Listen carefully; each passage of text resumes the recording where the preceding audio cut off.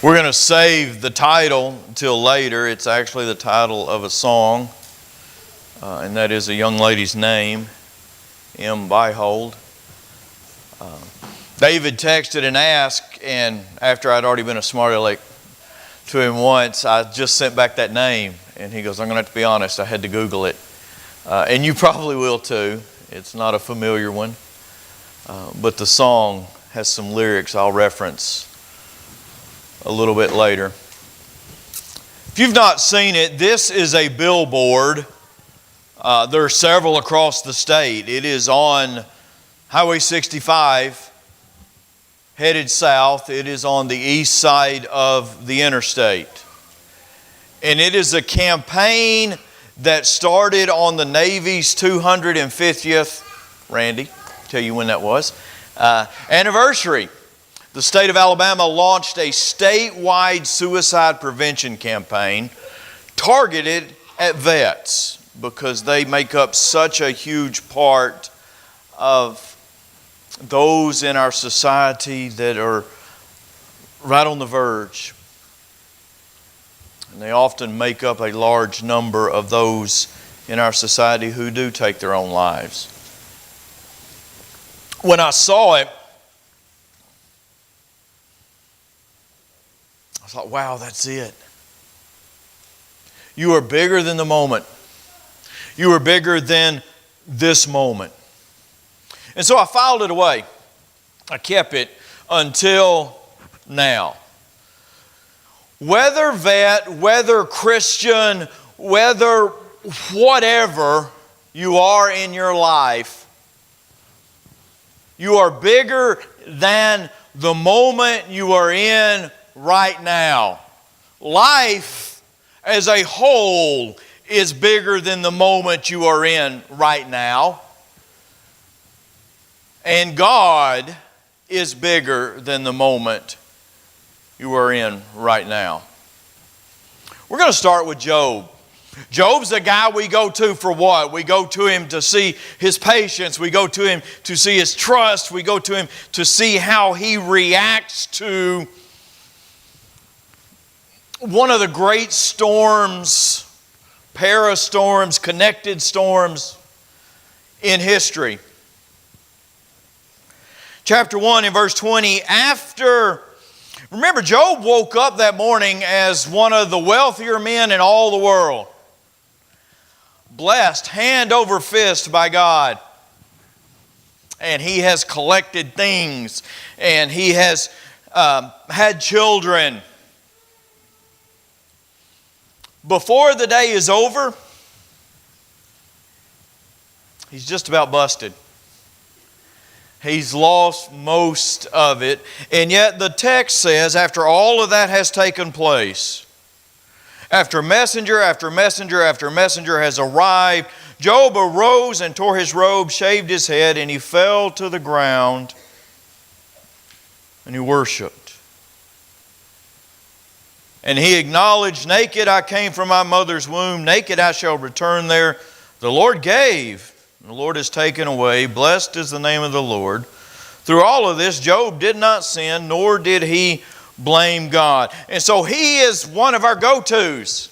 He's one of the guys that when life is storming around us, we look at his reaction. We look at how he handled it. Then in chapter 2, Satan has come back before God, said, you know what? This didn't accomplish what I wanted to, but it's because you have a hedge around Job. You're going to have to let me touch his body. You're going to have to let me make him sick. And so God turns him loose again, all the way up to the point where Satan could take Job's life. That's where God draws the line. And he gets sick. And he is in misery. And he is to the point that he is sitting in the dirt, scratching himself with a piece of a broken pot. And his wife comes to him as he takes that potsherd to scrape himself, sitting in the ashes. And this is verse 9. Do you still hold fast your integrity? Curse God and die. He said to her, you speak as one of the foolish women. Shall we indeed accept good from God and not accept adversity? In all of this, Job did not sin with his lips. So again, when life crumbles and then it begins to affect us physically, Job's the go-to. And we record him as what? We record him as patient. We record him as trusting. We record him as worshiping. Back, James chapter 5 and verse 11, he gets his name listed in the New Testament. Held up as an example of patience. Now watch this. Go to chapter 3. Afterward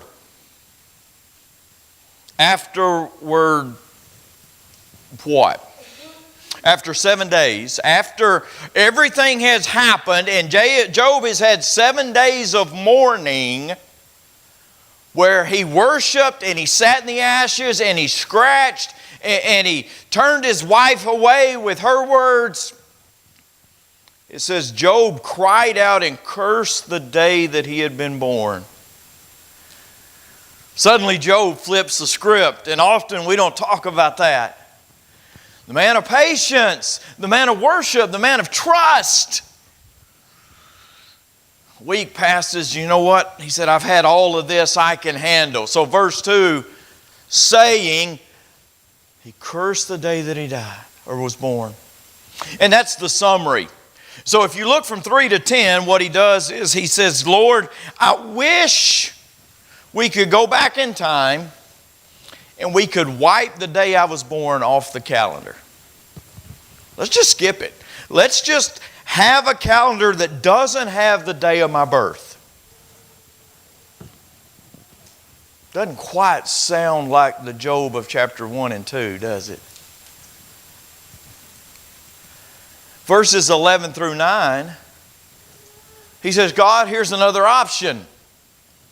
If the day's on the calendar, why didn't you just let me die? You know, I could have been stillborn. I didn't have to breathe life in this world. You should have just let me go. God let him go, so now he gets to verses 20 through 26. And he says, all right, I'm alive, and I was blessed for a while, but why do those who suffer keep living? When this hit, when you allowed Satan to take everything I had, when you allowed Satan to touch me physically, and remember, Job doesn't know what's going on behind the scenes, so I say that, but Job is simply looking at God saying, when this happened, why didn't you just let me die then? So what I want you to notice is within 3 chapters, within 7 days, Job has run the spectrum. He's on opposite ends of the spectrum. And so when we see him as patient, what do we need to remember to start off this morning? We need to remember, number 1, that both can be true at the same time. Job can go through chapters 1 and 2 where he's trusting God and he's saying, look, God has a bigger plan. I'm going to come out of this on the other side. But he can also have a moment. He can have a moment where it gets so heavy that he's wondering why he's carrying it. And he has questions for God. And he has questions as to why he was ever born. And why he's still living. So both of these things, chapters 1 and 2 and chapter 3, can all be true at the same time. Number 2, we need to remember that from chapter 3 on, this is written in poetic language. So Job is pouring out his heart. He is not necessarily saying literally, kill me now, or I should have died.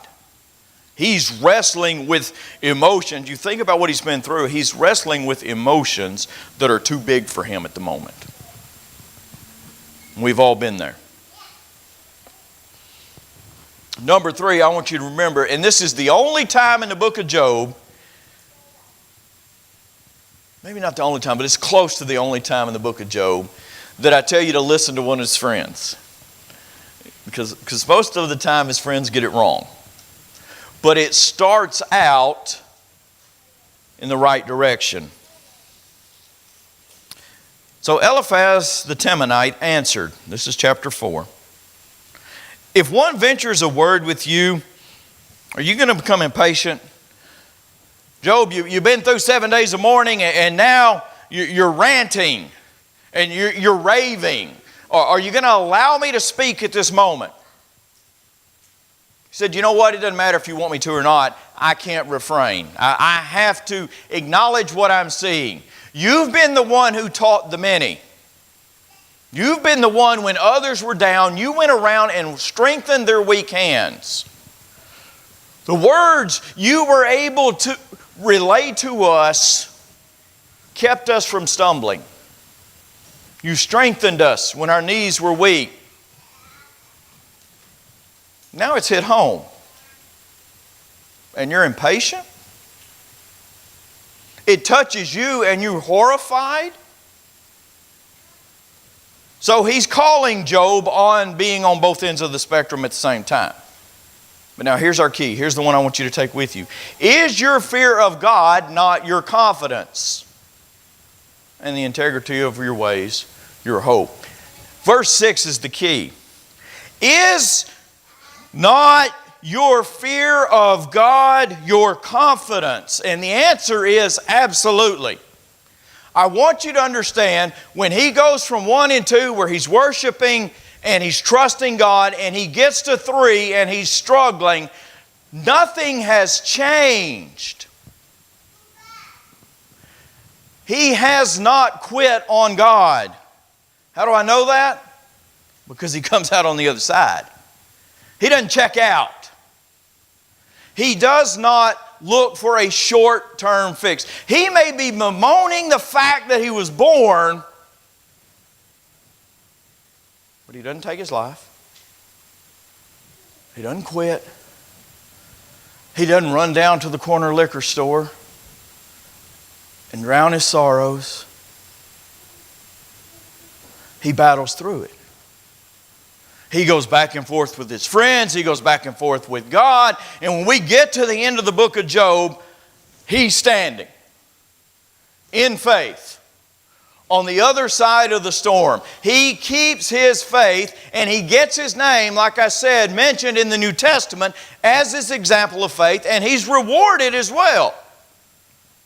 Even though the whole book is about the fact that good things and bad things are not necessarily tied to righteousness and unrighteousness, then God comes back and says, I get to change the rules. I'm in charge. I'm going to bless him anyway.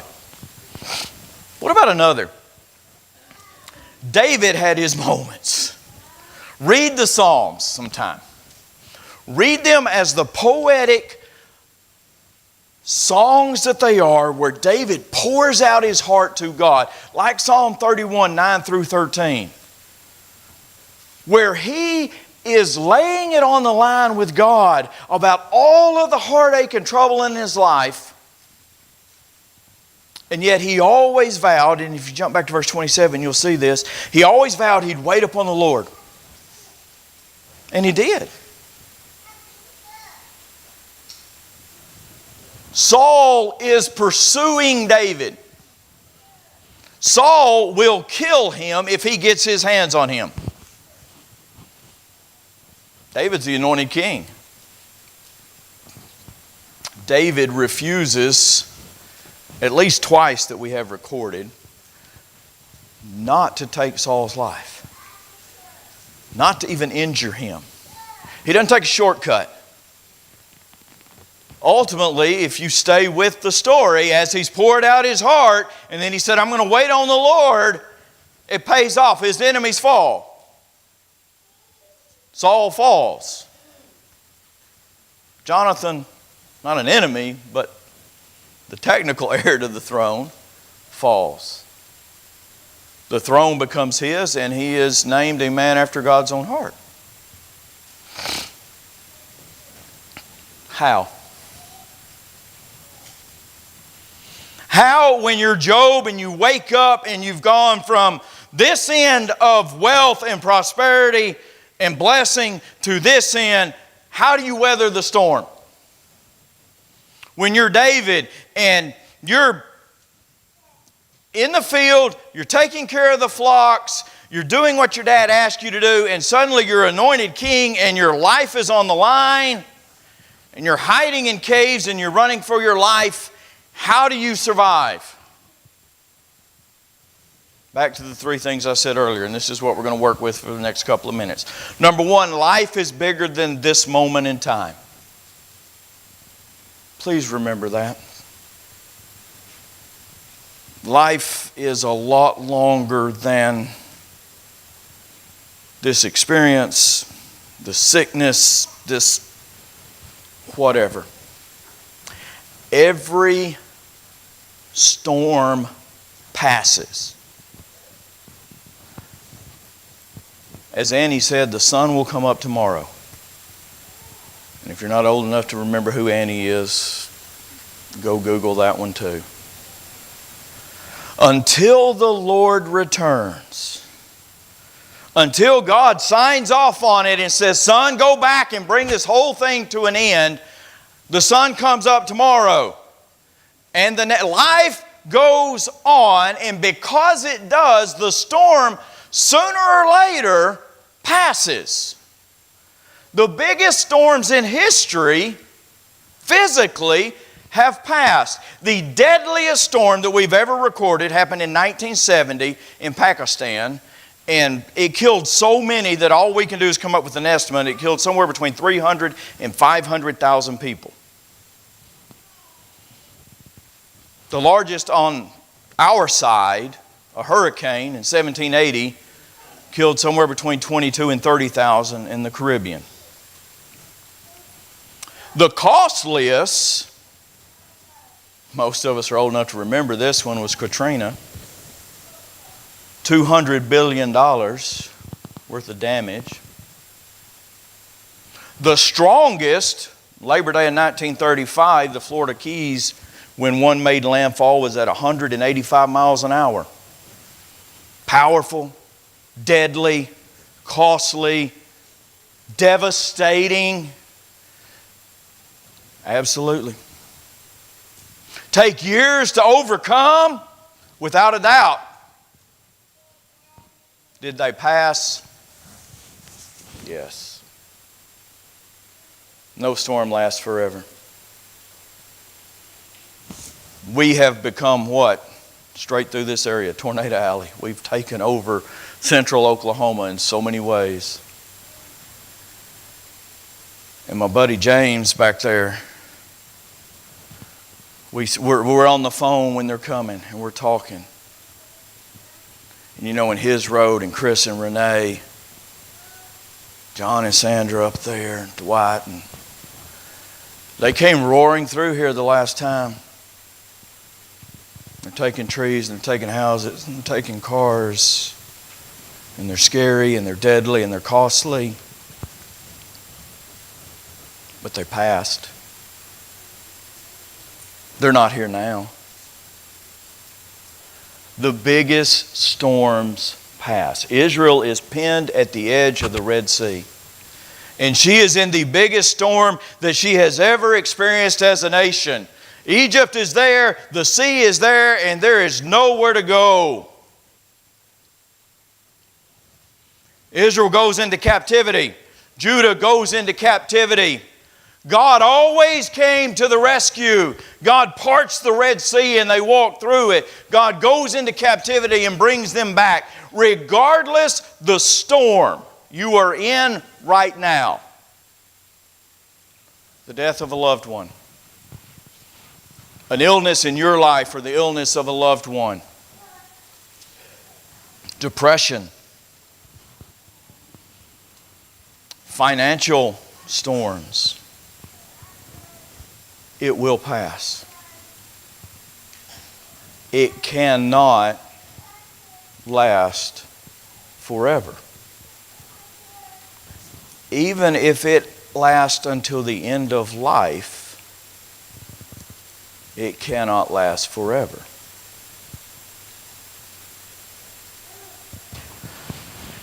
So it becomes our choice. Number one, if we come through the storm. Number two, how we come through it. Is it like Job and David? Or do we quit in the middle of it like a Judas? Number two, God is bigger than the moment. God is bigger than any moment. And sometimes, because the clouds are dark and the winds are high and the rain is pelting, we forget that. That's human nature. God has been showing up since the beginning of time. Some of the biggest storms in history, you see a big God. Genesis, the world is in sin to the point that the storm cannot get any worse. God made the world bow to Him. Exodus, His people need Him and He forces Egypt to her knees. Jericho, the walled city bows to Him. Canaan bows to Him. The Babylonians, the Medes, the Persians, the Greeks, the Romans, they have all bowed to Him. The book of Judges, this, that, and everyone bow to Him. All the different groups that are coming to oppress them. The text we read starts out with the floating axe head, and that's a super cool story. Because he picks it up and he can put it back on the axe handle and go back to chopping wood, so it didn't turn to styrofoam. All right, it's an axe head that he made float. And when you talk about Elijah, his predecessor, and you talk about John the Baptist, you're talking about some of the baddest men to ever walk on the face of the earth. In the good way we use the word bad. These are some guys, man. These are some dudes. But this story, Elisha and them are surrounded, and he has been protecting the king. He has been reminding him, hey, Aram's after you, Aram's after you, go here, go here, go here. And they catch up with them. And Elisha's servant walks outside and is like, whoa, what are we going to do? We are surrounded. And Elisha says, it's no big deal. You got a big God. And so he prays for him to open his eyes. And the hills are filled with God's army. When we open our eyes in the middle of the storm, when we learn to see by faith and not by sight, God is always bigger. God is always the biggest in the room. He is the biggest in the moment. He is always the one with the most power, and He always arrives on time. Now, we don't always think it's on time because we clock time differently. He always arrives on time. And I love this next one. He always arrives with more than enough firepower. The battle is never in question when God arrives on the scene. When the storm makes landfall in my life, it's my job to hold on. It is my job to wait on Him, to wait on His timing, to wait on His answer, to wait on His firepower. It is my job not to quit.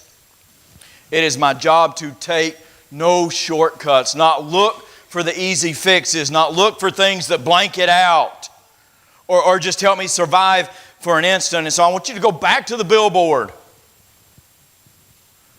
where they put up the sign for our veterans. You, underline it, you are bigger than this moment. Right now, you are. It's through faith. It's not by your own power, But by faith, you are bigger than any moment that will ever hit you. When we walk by faith and not by sight, I don't need to see the outcome. I don't need to know how it's going to end because I just know that God's going to handle it. When the Lord fights the battle, David whips the lion, the bear, the giant. When God fights the battle in my life, my faith wins. So that song reference. M. Byhold, Numb Little Bug.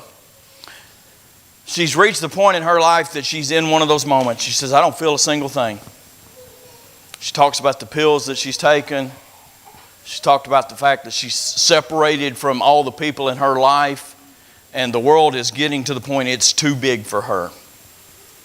And she's about to burst. She's about to pop. She's about to snap. And so she's asking the question, do you feel the same way? Do you ever get to the point you're a little tired of life?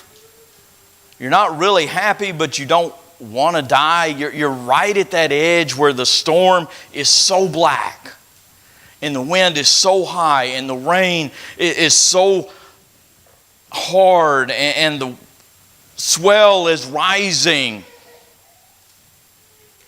that you're just tired of it. And you're hanging by a thread, but notice what she says. You got to survive. You just got to survive to the next moment. And then she says, a little bit tired of trying to care. You had that moment where you've cared so much that you're out of care? Tired of the quick repairs. Our world loves the quick repairs. The Band-Aids and the pills and the whatever, the platitudes that just kind of cover it over. And she said, you know what, I'm sick of it. She's sick of it because when the quick repair runs out, the crack's still there, the hole's still in the boat. She said, I'm tired of sinking. I'm barely staying afloat. When we quit looking for the quick escapes, the quick repairs, the things in the moment that are just going to patch it for a little bit.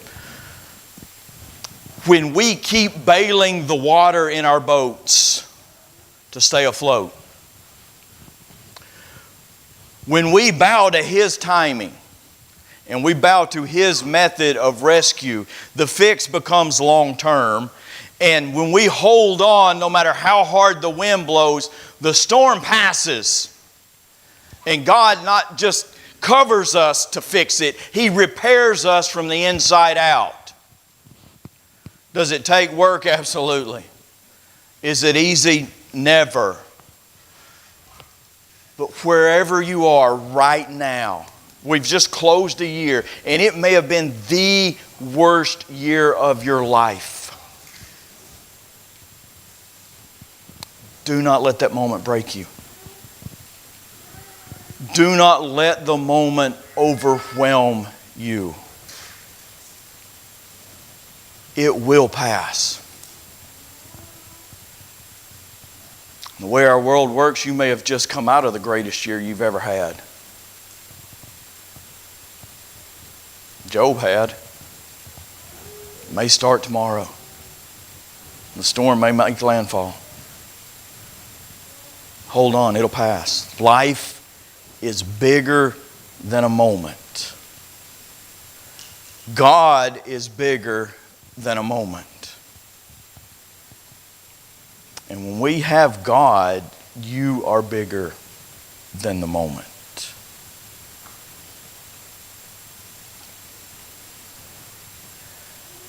But if you're in the moment, you have to tell us. You have to let us help you hold on. You have to let us shelter you, encourage you. And right now, if that moment is sin, if you have not come to Christ Jesus to have the storm of sin removed from your life, All the things you're trying are the quick fixes. They're the things that are just intended to cope for the minute. They don't fix anything long term. If you're in the moment and you need to come this morning, please do so as we stand and sing.